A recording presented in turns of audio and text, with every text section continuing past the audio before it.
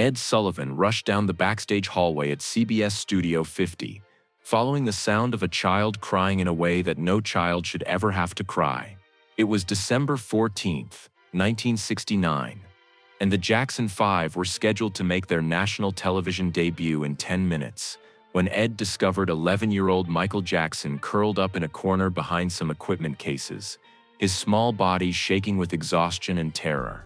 Standing over Michael was Joe Jackson, his father and manager, his voice a harsh whisper of threats and demands that made Ed's blood run cold. "Get up, Michael. Stop crying like a baby. You're going to get out there and perform perfectly, or you'll regret it when we get home." Ed realized he was witnessing something that went far beyond normal pre-show nerves. He was seeing a talented child being systematically destroyed by the very person who should have been protecting him. Before you hear this disturbing story, hit that subscribe button, because what you're about to discover is how Ed Sullivan tried to save a child star from the darkness that would haunt him for the rest of his life. To understand why Ed Sullivan was so shocked by what he witnessed backstage, you need to understand what the Jackson 5 represented to the music industry in December 1969, and the enormous pressure that had been placed on these young children, especially 11-year-old Michael. The Jackson 5 weren't just another musical act. They were a phenomenon that had emerged from Gary, Indiana, to become Motown's newest superstars and America's most popular new group. But what the public didn't see was the brutal reality of how Joe Jackson had molded his sons into a commercial enterprise. Behind the smiling faces and infectious performances was a regime of physical and psychological abuse that had turned childhood into a nightmare for Michael and his brothers. Joe Jackson viewed his children not as sons to be nurtured and protected, but as assets to be exploited and controlled. Ed had booked the Jackson 5 based on their incredible musical talent and the excitement they were generating in the recording industry. Their debut single "I Want You Back" was climbing the charts rapidly, and everyone in the music business was talking about the youngest member of the group, Michael Jackson, whose voice and stage presence seemed almost supernatural for someone so young. "There's something special about that little boy," Ed had told his wife Sylvia after listening to the Jackson 5's recordings. "He sings with more soul and emotion than performers twice his age. But there's also something troubling about putting children that young in the entertainment business. I hope their parents are protecting them from the pressures that destroy so many young performers." Ed had no idea how tragically wrong his hope would prove to be. The day of the Jackson 5 Sullivan Show debut had begun normally enough. The 5 Jackson brothers, Jackie, Tito, Jermaine, Marlon and Michael, had arrived at CBS Studio 50 with their father Joe and a small entourage of Motown executives and handlers. During the afternoon rehearsal, the boys had been professional, energetic, and seemingly excited about their first major television appearance. But Ed had noticed subtle signs that something was wrong with the family dynamics. Joe Jackson dominated every interaction, speaking for his sons even when questions were directed specifically to them. The boys, especially Michael, seemed to defer to their father with a level of fear that went beyond normal respect for parental authority. "The father makes me uncomfortable," Ed had confided to his head producer after the rehearsal. "He treats those boys like employees rather than his children. There's no warmth there, no affection, just business and control." As the evening progressed toward showtime, Ed began to notice that Michael seemed increasingly anxious and withdrawn. While his brothers engaged in typical pre-show banter and preparation, Michael sat alone, staring at the floor with an expression of dread that seemed far too mature for an 11-year-old child. 2 hours before airtime, Ed was making his usual backstage rounds when he heard raised voices coming from an area behind the main dressing rooms. As he approached, he could clearly hear Joe Jackson's voice, harsh and threatening, berating someone in language that was completely inappropriate for speaking to a child. "You missed that turn during rehearsal,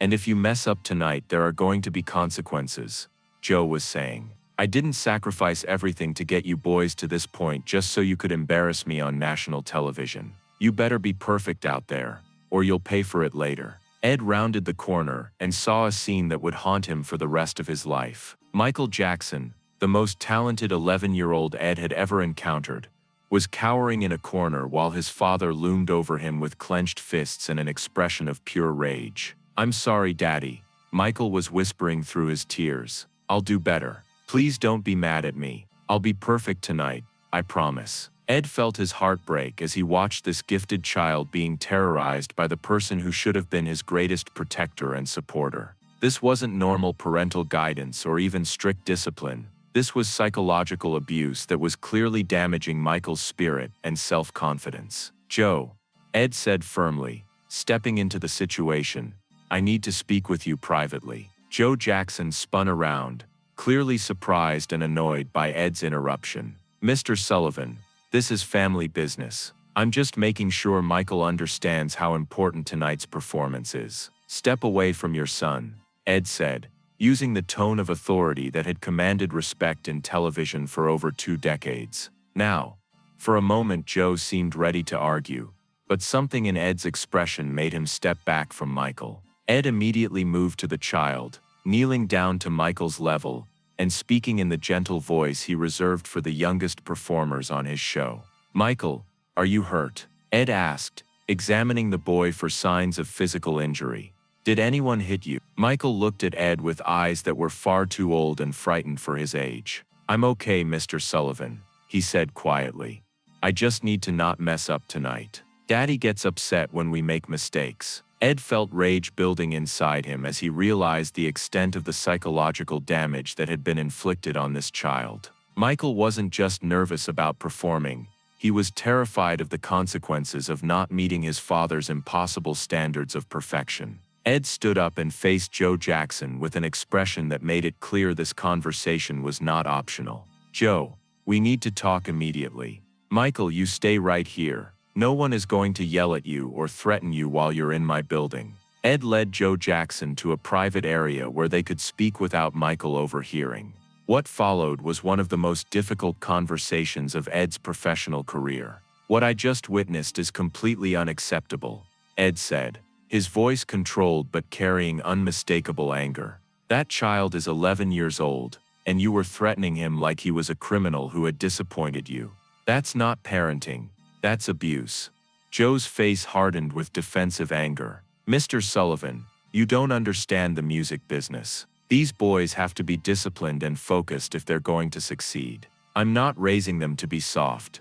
I'm making them into stars." "You're destroying them," Ed replied firmly. "I've worked with child performers for over 20 years, and I know the difference between professional guidance and psychological torture. What you're doing to Michael is going to scar him for life." Joe's expression became threatening. "Are you telling me how to raise my own children?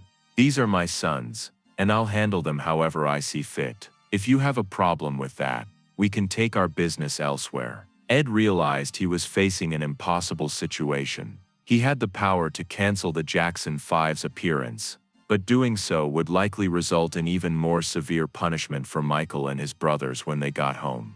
The children were trapped in a system that would continue to abuse them regardless of Ed's intervention. "Here's what's going to happen," Ed said, making a decision that he hoped might provide some protection for the children.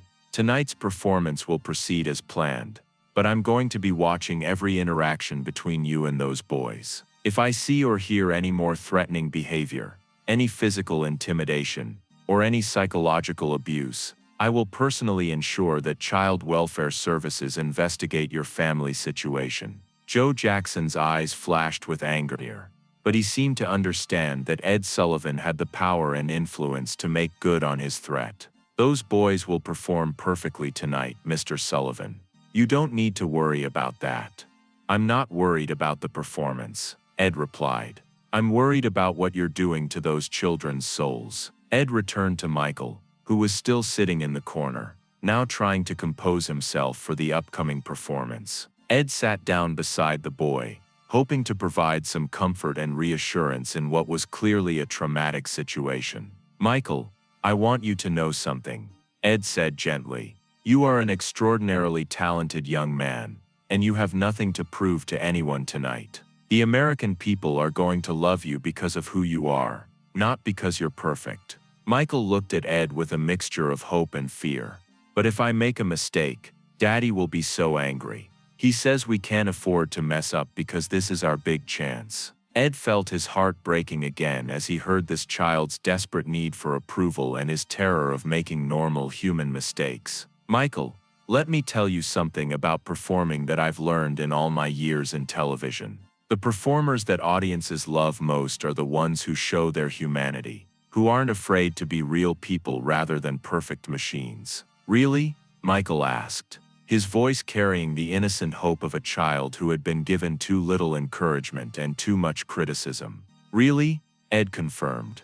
Tonight I want you to just have fun and share your incredible gift with America.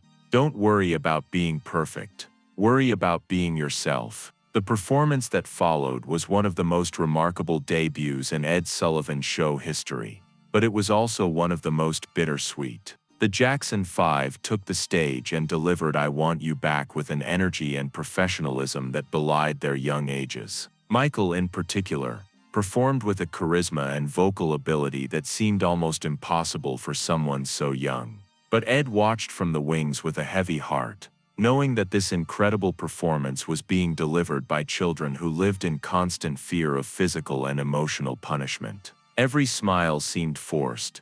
Every energetic movement seemed to carry the weight of desperation to avoid their father's wrath. When the Jackson 5 finished their performance to thunderous applause, Ed walked onto the stage to congratulate them, as was his custom with all performers. But instead of his usual brief professional interaction, Ed made a point of speaking directly to Michael in front of the live television audience. "Michael Jackson, ladies and gentlemen," Ed said, placing his hand on the boy's shoulder. 11 years old, and already one of the most talented performers I've ever had on this show. Michael, you should be very proud of yourself tonight. The look of surprise and gratitude on Michael's face at receiving this public praise from Ed Sullivan was heartbreaking.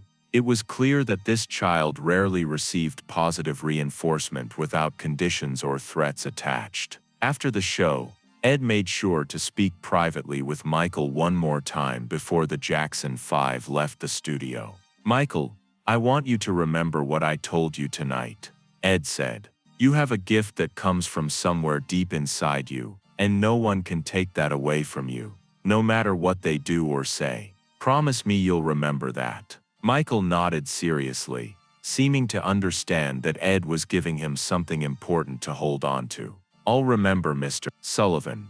Thank you for being nice to me." Those words, "thank you for being nice to me," haunted Ed for years afterward. The fact that simple kindness was so unusual in this child's life that it warranted special gratitude revealed the depth of the abuse Michael was enduring.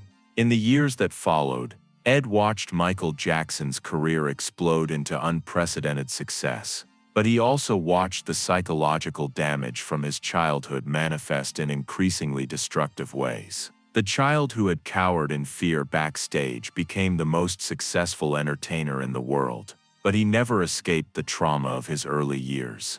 "I've always wondered if I could have done more to protect that little boy," Ed reflected years later. "I saw what was happening to him, but the system was so powerful and the family dynamics were so entrenched that I felt helpless to really change anything." Michael Jackson became the king of pop, but he paid a price for that success that no child should ever have to pay. Ed Sullivan's encounter with Michael Jackson revealed the dark side of the entertainment industry's exploitation of child performers and the tragic reality that talent and success cannot protect vulnerable young people from abusive situations. The story of Ed's attempt to help Michael Jackson demonstrates both the power and the limitations of intervention in child abuse situations, and serves as a reminder that behind every successful child performer may be a story of sacrifice and suffering that the public never sees. If this difficult story moved you, hit that subscribe button and tell us, how can we better protect talented children from the adults who should be caring for them? Sometimes the biggest stages hide the darkest secrets, and the most successful young performers may be the ones who need protection most.